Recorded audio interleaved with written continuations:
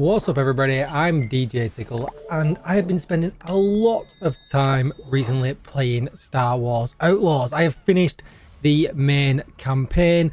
Thank you so much to Ubisoft for providing me with a key, and this is going to be my review. If you should buy it, if you should not buy it, I'm going to give you all the details that I think you will need. First of all, don't forget to like, share, comment and subscribe. Comment down below what you think and if you are going to buy this or not. And let's get straight into it. So I don't usually do reviews, so this is a little bit different for the channel, but my easiest way of describing this game was if you took Uncharted and you took Mass Effect and they had a baby, you would get Star Wars Outlaws. Now, don't crucify me, I am not the biggest Star Wars fan. This game was really only on my radar because it's coming out from Massive Studios, and I am a big fan of The Division 2, which is from the same studio, and that's why this game was on my radar. But it's not your typical Star Wars game. If you're jumping into this expecting to see lightsabers and all things like that, that is not what this game is all about. And I'm sure you've probably seen that from the trailers and things like that. It's not about Jedis. This is, an outlaw story. You can see here, this is the main outlaw herself. This is the character you play. And you have a lovely little pet, Nix, who's just sat here chilling. And you can pet him as much as you like throughout the entire game.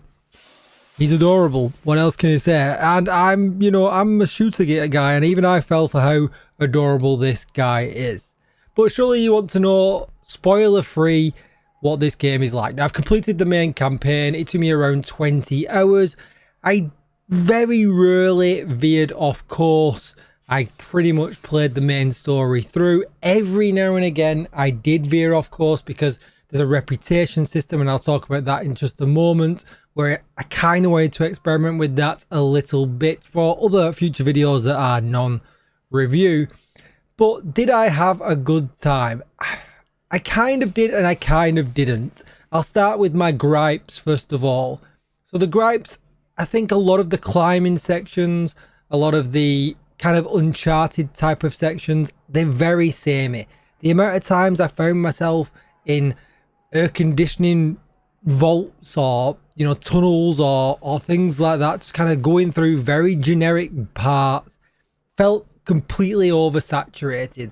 The jumping never really felt like there was too much risk, and the only risk that ever really came along with the jumping and things like that was for if I messed up or if I didn't quite hit the landing correctly and the game kind of glitched out because it didn't really know if I'd landed there or not.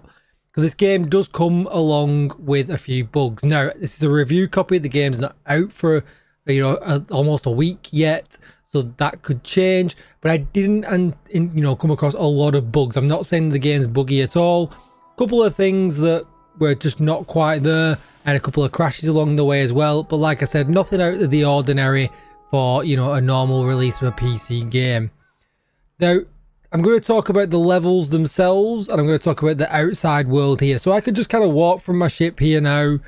I could get in the ship, I could go into orbit. You've all seen that in the trailer. But I could kind of just get on my speeder and I could kind of go wherever I wanted to. If I had a look at the map here, you can see the very small map of the town that I'm in. If I zoom that out, you can see the whole map that I can kind of go across. And this is just this one planet. There's multiple planets that you can go across. They all have quite similar sized maps that are pretty big. And there's loads of areas here that I have yet to explore.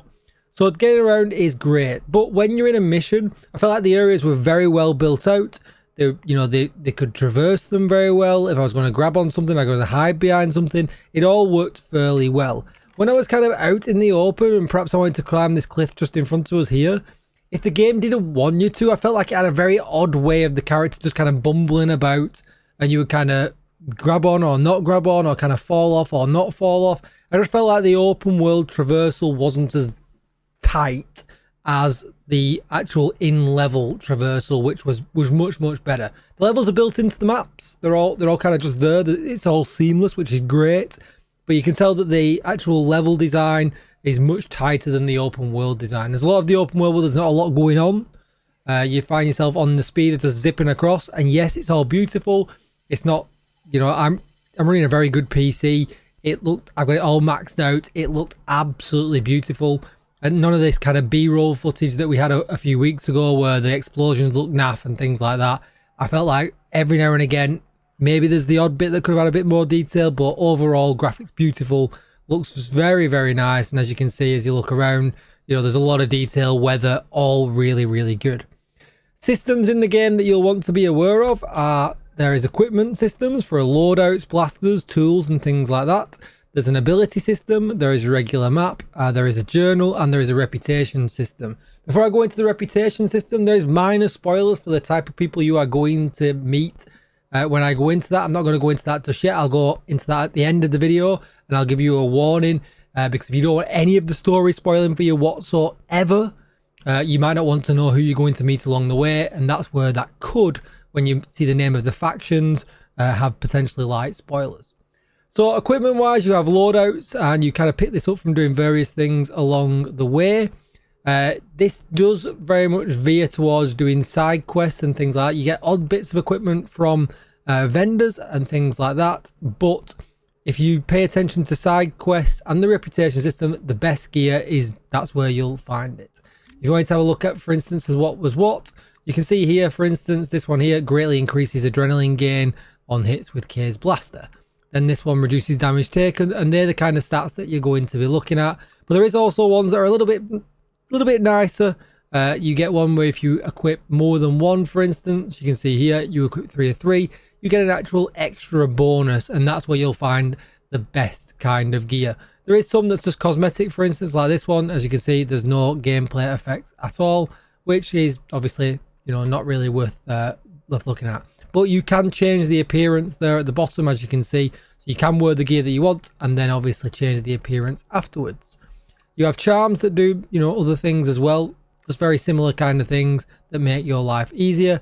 And Nick's, the lovely little beautiful guy sat at the bottom there, he also has gear as well. This gear seems to just modify his appearance. I didn't come across any, you know, accessories for him that did anything special.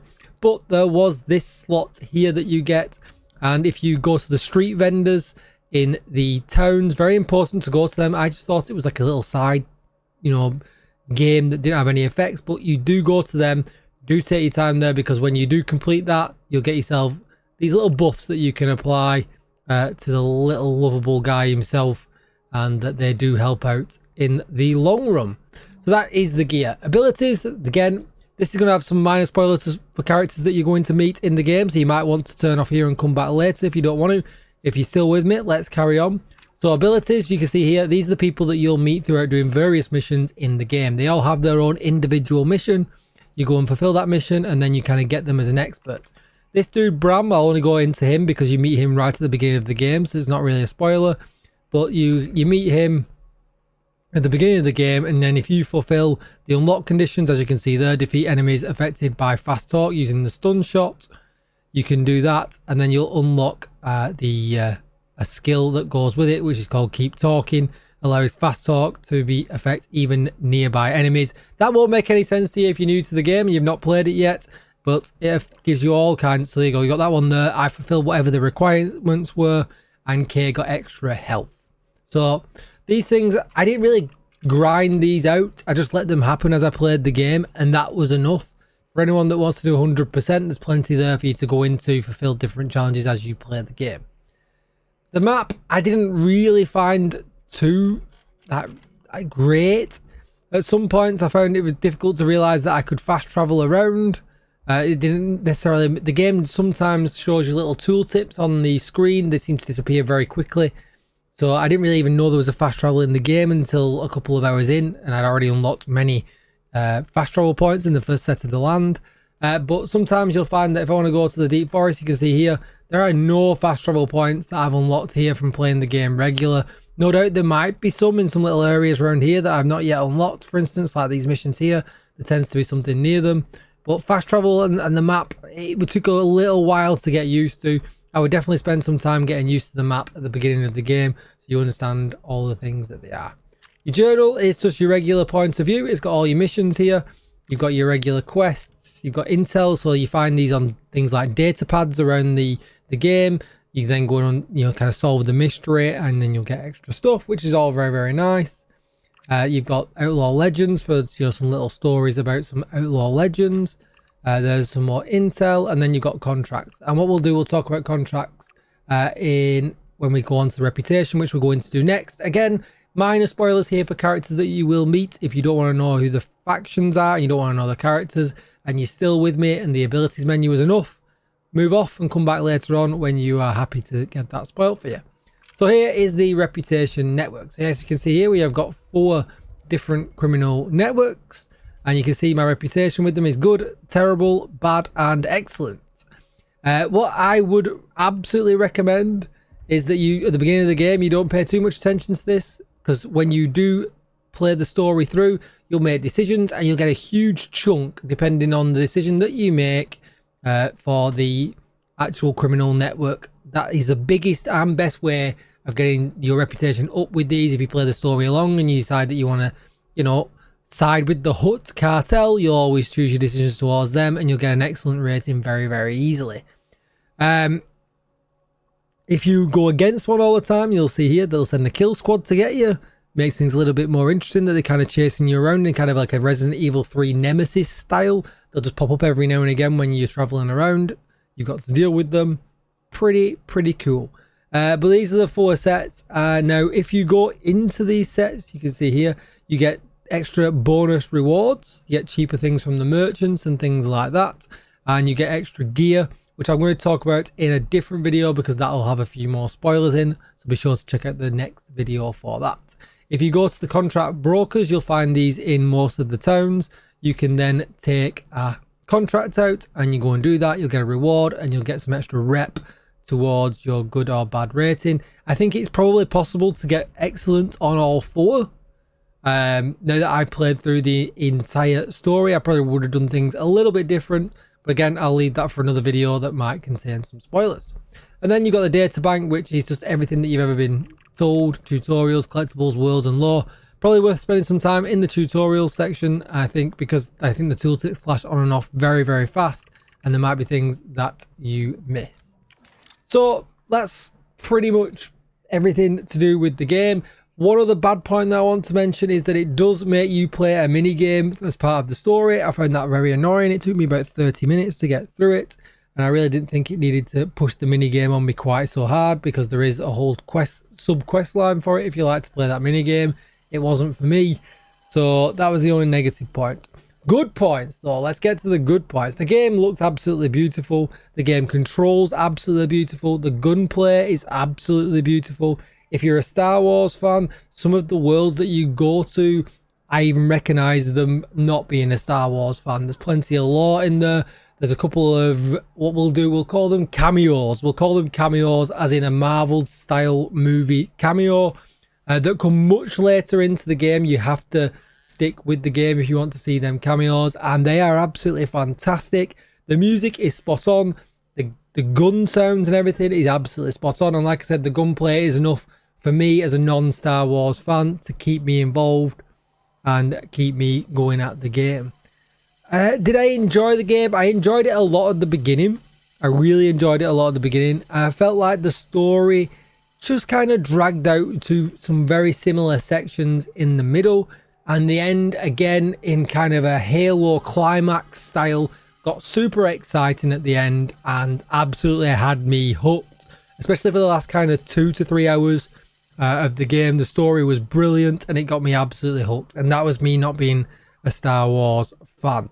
If I was going to give it a rating out of 10, I would give it a solid 7. I think it's, you know, it's an absolute solid game. I think Star Wars fans will get a little bit more out of it. We'll probably rate it more of an 8 or maybe a 9 if they're being super generous. Like I said, it just has a bit of a lull in the middle of the game, but I probably could have offset that lull by going doing some of the side quests, by going doing upgrading some of my equipment a bit more, and maybe just kind of, you know, thin that out a little bit. But I just think that some of the side, you know, the middle of the game was very similar. You know, you went to one area, you were doing the same thing. It just, and the story was kind of uninteresting for a moment. So if you do play this game, I would definitely advise to push through that middle section because the end is absolutely fantastic.